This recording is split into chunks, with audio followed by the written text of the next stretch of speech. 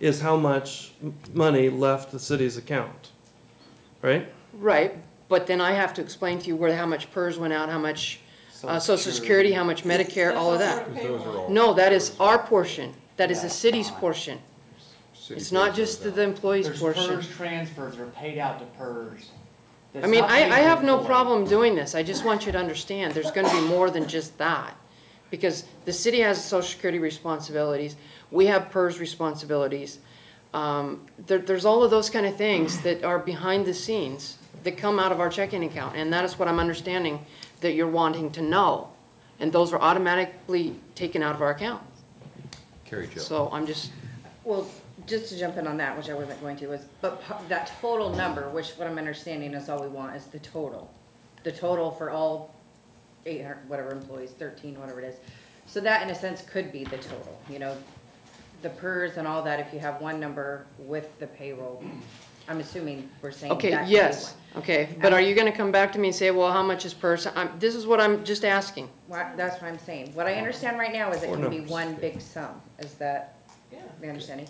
And the other thing, what Bernard is talking about, the internal, the money going from here to there, I don't think, we're talking about money that leaves the city. We're not talking about money that transfers within the city. We're talking about I think the that's actual bills that leave the city. And that's something that can be brought up. Or setting internal payments.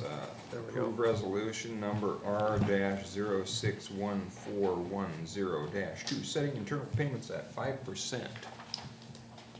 We've never called it a franchise fee. We've always called it a payment in lieu of franchise fee. Everything I see on is always No transfer from one fund to the other, and that's when we changed that.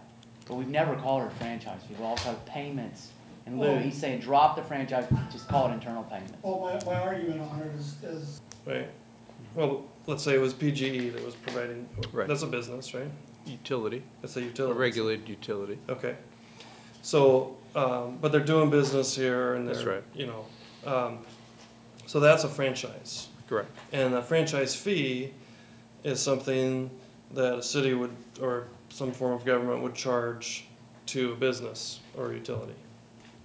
Correct. So since we don't have, we aren't really a business, we are a city, these are payments in lieu of those franchise fees. And there's a state law that was created that required cities to have payments in lieu of franchise fee because businesses thought, well, it's not really fair if they provide the services for themselves. They don't face the same costs as we do if we provided them. So in my mind, it's not a franchise fee. It's a payment in lieu of franchise fee. The reason that, for example, PG&E, that it's called a franchise fee, and it is regulated differently, is that PG&E is authorized by state law to pass that fee on to the customer. And if you're a PG&E customer and you look at your electricity bill, you're going to see all your stuff, and you're going to see franchise fee from the city of Portland, X%. Okay? Now, on our bills, you don't see franchise fee. It's a cost of doing business that each utility manages that we can't necessarily pass on to our customers. We don't say, well, if it raises 6%, then every customer is going to be paying 6%. You don't say, the utility itself manages that cost, that internal cost, to deliver its services, and whether it passes that on or not is frankly up to you guys when you set the rates in which they collect for their services. So that's a key difference that you'll see between a franchise fee and internal payment, and why that's, I think, a key difference in what you'll see in investor-owned utilities like PG&E and a city-owned utility like us.